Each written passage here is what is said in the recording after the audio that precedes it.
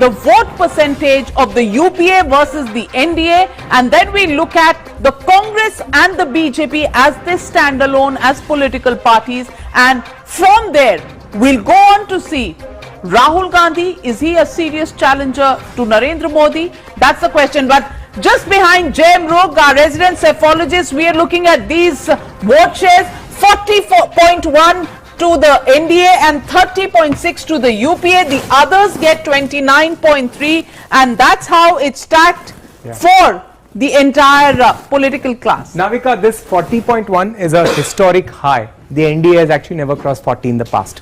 So this is a historic high. For the first time, you're actually seeing a 9.5% gap between the NDA and the UPA. That is also sort of the largest gap we have seen so far. Post Balakot, things may change afterwards. But Jay, many will ask you, is this the euphoria which is hitting you after the Balakot airstrikes? Is the story the same in rural centers where issues are really jobs and farmer distress?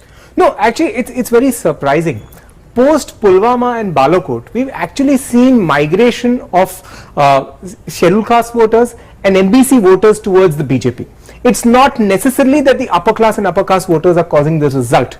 Across northern India, we've seen the lesser privilege moving to the BJP according to the survey. Okay, so that's the story. And is it only to do with Balakot airstrikes, or have the schemes of the NDA government, Prime Minister Narendra Modi spearheading most of these schemes, has that worked? And let's look at the numbers. This is 283 for the NDA, and for the UPA it's 135. Well, if we can just go back to the last graphic, I just want to point out one picture that many of our viewers will look at, which is, if Rahul Gandhi is painted as the leader of the UPA, will that, so-called alliance ever be together with the 125 others that we are talking about? That really is the key. Now, for the first time, the Congress is in a position where the third front parties are almost close to it in the number of seats. They might actually dictate who the prime ministerial candidate should be. All right, and let's look at how it's changed between January and March. January, the NDA was poised at 252. It is at 283 today, 31 seats up.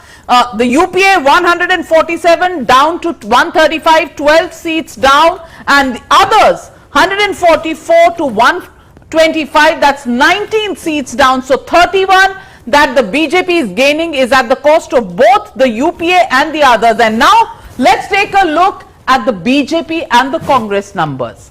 And that is the big number everybody wants to see.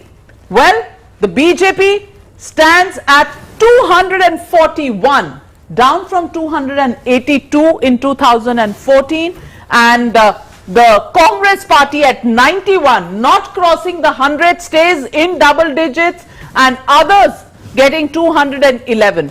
Jay, is it possible that we have a simple mathematics where this and this can come together to try and keep Narendra Modi out with these numbers as they are tracked today?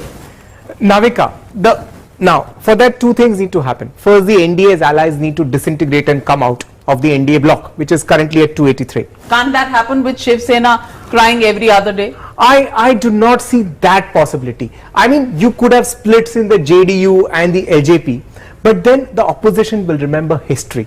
There was that famous February 1999 confidence vote. 269, 270, and the opposition couldn't make themselves together. That 272 of Sonia Gandhi never happened. So I don't know if that is the sort of risk the opposition is going to take. Well, so ladies and gentlemen, these numbers tell you that Narendra Modi is the most favored candidate as per our opinion poll to be the next Prime Minister of India. Let's take a look at the big takeaways from the numbers that have been thrown up. The first one, post Balakot surge for NDA in Hindi heartland has really scripted this kind of a result for the NDA. Also, let's look at the fact that it is really the 5 years later, the Prime Minister Narendra Modi is the most popular leader and his popularity is intact, ladies and gentlemen. India is not confident of completely glueless Gathbandhan which falls apart at the drop of a hat, and delay in forming alliances to hurt Rahul Gandhi's Congress, because even with the known alliance partners like Lalu Prasad Yadav, he hasn't been able to fix it. See, the key is the BJP's dexterity in accommodating allies. I mean, given by the vote shares in Maharashtra since the 2014 assembly election, the Shiv Sena technically should not have got more than 13 or 14 seats. They've given them 23. The JDU, having a far less vote carrying capacity than before, being a shadow of its former self, still gets an equal share to BJP in Bihar.